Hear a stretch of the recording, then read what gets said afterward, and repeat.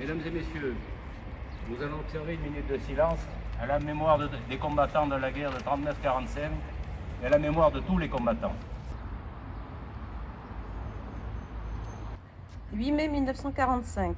Par deux fois, l'Allemagne a signé sa capitulation sans condition. Pour l'Europe, la délivrance est là, la guerre est finie. Enfin. Après tant de souffrance et de désolation, après tant d'espérance et de lutte acharnée. Même les épreuves les plus douloureuses ont une fin. Même les tempêtes les plus dévastatrices s'achèvent. Une joie bouleversée emplit les cœurs, les drapeaux ornent les fenêtres, les embrassades se noient dans la liesse populaire. Derrière les larmes de joie, celles de la peine affleurent. Personne n'oublie les villes ruinées, les vies dévastées. Personne n'oublie que l'humanité a payé le plus lourd tribut de son histoire. Notre monde en fut à jamais changé. La Seconde Guerre mondiale est une rupture pour notre civilisation qui se sait encore davantage fragile et mortelle. 76 ans plus tard, reliés par notre mémoire commune et épris de la même reconnaissance, nous nous unissons par la pensée et par notre hommage pour saluer le souvenir de celles et ceux qui ont combattu et abattu le fléau nazi. Pour notre pays, rien ne fut simple. Ce combat prit de nombreux visages et la victoire mille chemins. Malgré les ardents soldats de Montcornet, d'Abbeville, des Alpes de Saumur et tous ceux de 40, l'ombre de l'occupation, de la division, puis de la collaboration a jeté son voile obscur sur la France. Il y a 80 ans, en 1941, les flambeaux de la résistance brillaient déjà. Le flot du refus et de l'espérance montait, tandis que la répression forgeait son funeste souvenir à Châteaubriand, au sein de Souges et au Mont Valérien. La France libre recevait les ralliements des territoires ultramarins et poursuivait son inlassable épopée. Dans les sables de Koufra, elle nouait un pacte avec la victoire et par la voix du colonel Leclerc, regardait déjà vers Strasbourg. À l'instar d'Hubert Germain, dernier des compagnons de la Libération, ce fut toute une jeunesse ardente et résistante qui refusa la défaite et l'asservissement, qui refusa de servir les desseins de l'occupant. Tous, ils ont permis à la France de s'asseoir à la table des vainqueurs. Ce fut rendu possible par le combat acharné des armées françaises et des armées alliées, par les forces françaises libres qui jamais ne cessèrent la lutte, par le dévouement des résistants de l'intérieur, par chaque Française et Français qui a refusé l'abaissement de la France et la négation de ses valeurs. Notre gratitude demeure indéfectible. Entendons les mots de Malraux. Un monde sans espoir est irrespirable. La victoire de 1945 est le succès de l'espérance, mais elle est aussi l'aube d'un nouvel effort collectif pour la reconstruction, pour la paix et pour l'Europe. Hier comme aujourd'hui, face aux épreuves et aux crises du temps, la nation française se tient debout, résiliente et espérante. Unie et solidaire, souvenons-nous de l'adversité surmontée et de la liberté reconquise. Mesdames, Messieurs, Madame la vice-présidente du Conseil départemental, Monsieur le maire, Mesdames et Messieurs les élus, Monsieur le représentant de gendarmerie et des pompiers, Mesdames, Messieurs, il y a 76 ans, le 8 mai 1945, les alliés britanniques, américains, soviétiques et français obtenaient la reddition sans condition de l'Allemagne nazie. Le fascisme hitlérien qui a conduit les peuples européens au désastre était vaincu. Opprimés depuis 4 ans, les peuples retrouvaient leur liberté et leur souveraineté. Mais si la guerre était finie en Europe, la Deuxième Guerre mondiale n'allait se terminer que le 2 septembre 1945 avec la capitulation du Japon impérialiste. L'Italie fasciste avait capitulé depuis le 18 septembre 1943.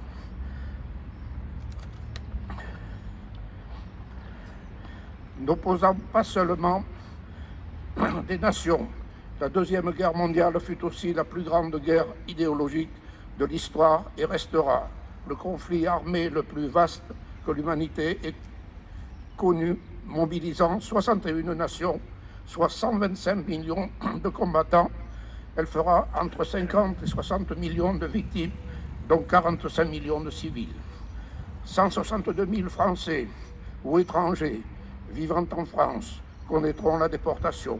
76 000 d'entre eux de confession juive, dont 11 000 enfants, seront déportés au titre des persécutions antisémites dans le cadre de la criminelle solution finale de la question juive décidée par Hitler. Seulement 3% survivront à cet horrible génocide. Par ailleurs, ils seront 86 000 résistants, opposants politiques, otages ou victimes de représailles à connaître la déportation répressive dans l'enfer des camps d'extermination et de concentration nazis. 55% n'en reviendront pas. En ce jour de commémoration de la victoire, nos pensées vont à toutes les victimes, civiles, militaires, de la barbarie et de l'oppression nazie. Dans le contexte particulièrement difficile de la pandémie, dans une situation sanitaire où toutes les initiatives deviennent compliquées, assumées, gardons en mémoire que si le 8 mai célèbre la victoire militaire des pays alliés contre le nazisme, il commémore aussi, d'une façon plus générale, les sacrifices et les souffrances des populations et des résistants dans tous les pays sous occupation nazie. La contribution de la France à cette victoire revêt un aspect particulier qui souligne la spécificité du 8 mai.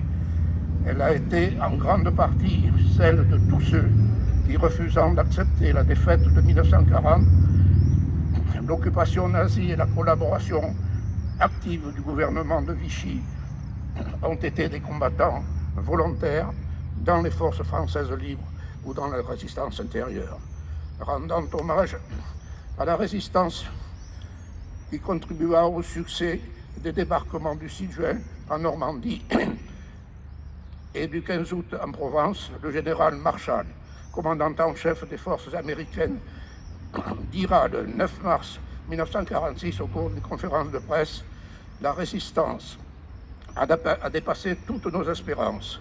C'est elle qui, en retardant l'arrivée des renforts allemands et en empêchant le regroupement des divisions ennemies à l'intérieur, a assuré le succès de nos débarquements. Sans vos troupes du maquis, tout était compromis. Cette journée du souvenir permet aussi de rappeler le courage et le risque volontairement accepté par les combattants de l'ombre, non seulement de perdre la vie, mais aussi de subir la torture et la déportation commises conjointement par l'occupant et l'État français, avec notamment la milice, organisation politique paramilitaire supplétive de la Gestapo, créée par Pétain le 30 janvier 1943, et dont l'action contre les résistants fut souvent plus sanguinaire que celle de leur maître nazi.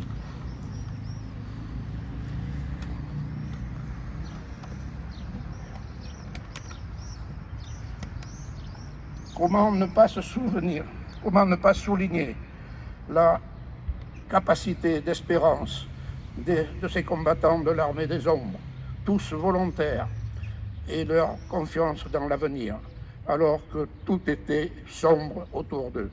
C'est cet espoir, cette détermination et une solidarité sans faille qui permirent d'aboutir à l'accord unanime des mouvements de résistance, partis politiques et syndicats adhérents à la résistance, concrétisé par la création le 27 mai 1943, sous la présidence de Jean Moulin, du Conseil national de la résistance, qui sera complété le 5 mars 1944 par l'adoption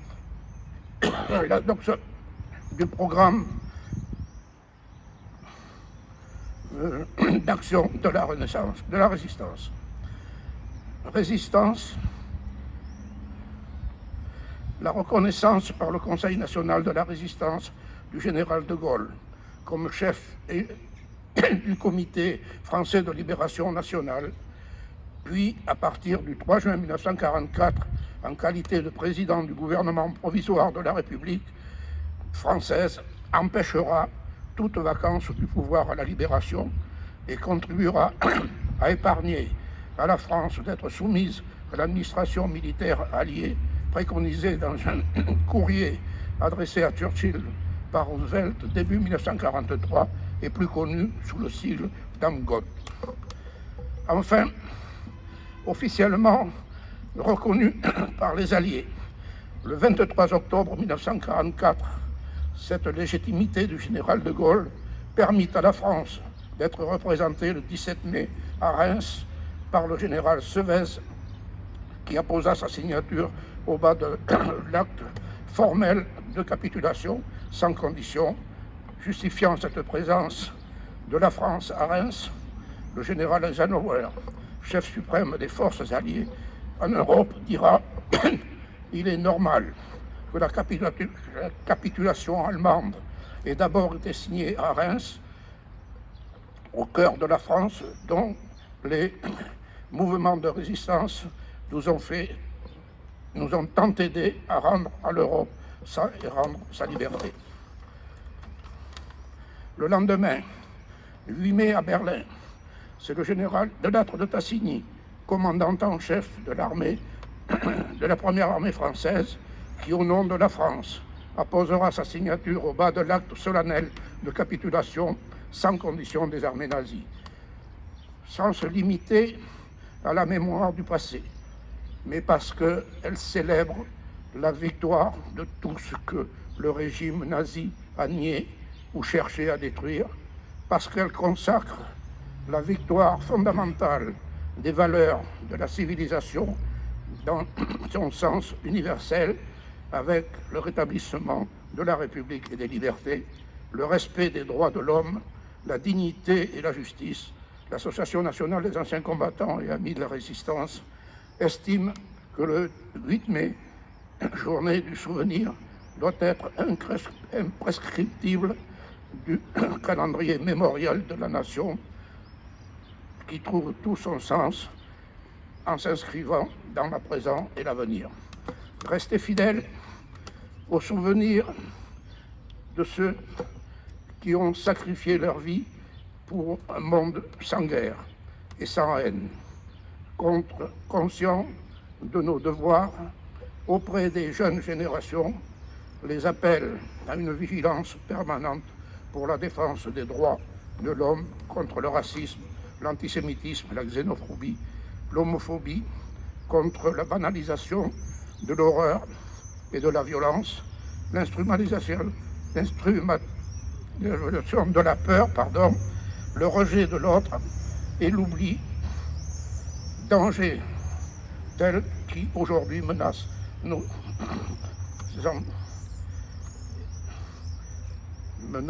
sociétés.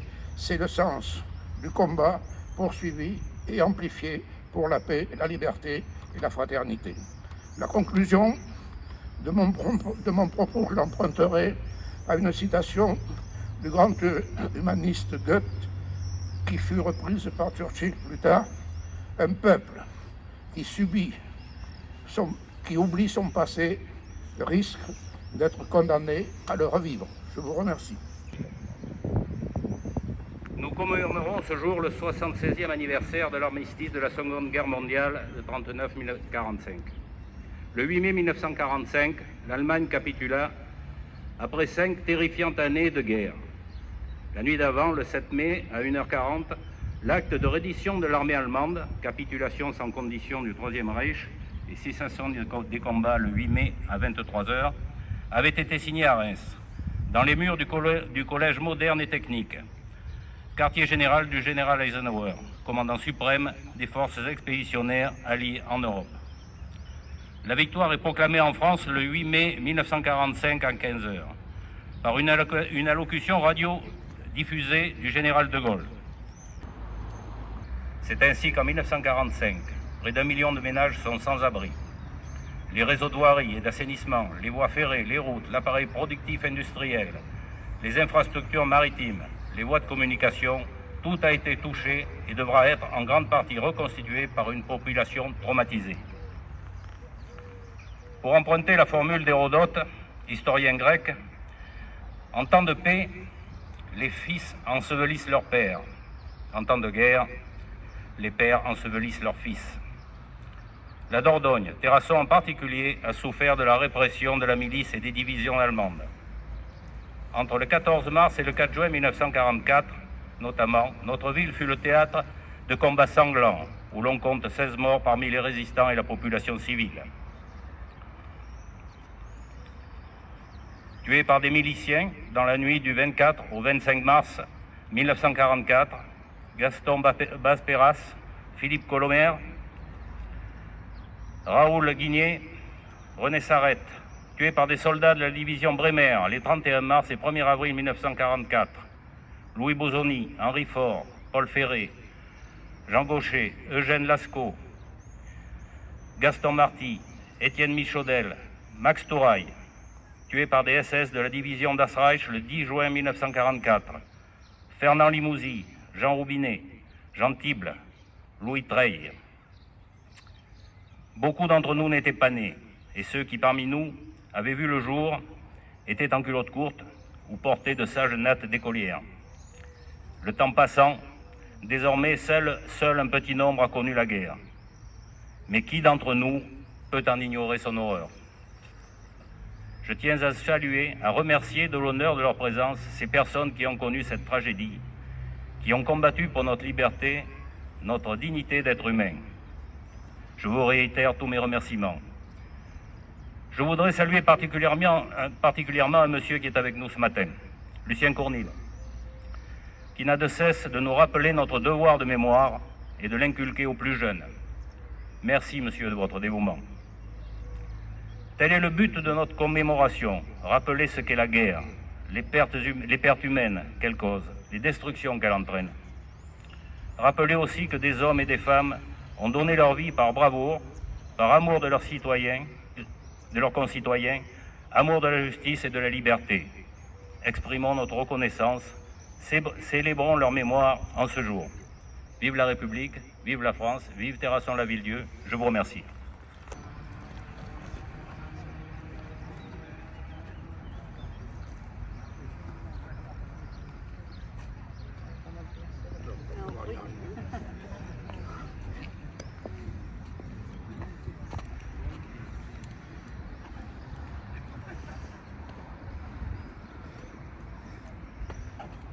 Allez.